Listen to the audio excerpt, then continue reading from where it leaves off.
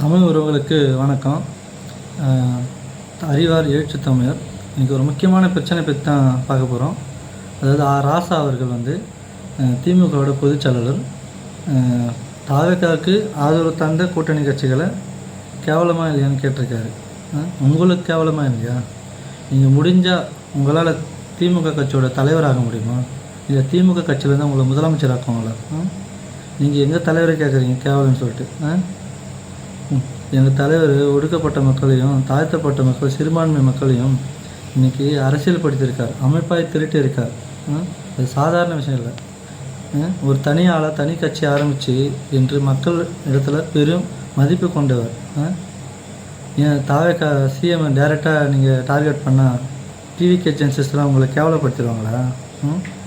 இதை அதிமுக கிட்ட வச்சுக்கோங்க, ஓகேவா? எங்ககிட்ட வச்சுக்காதீங்க.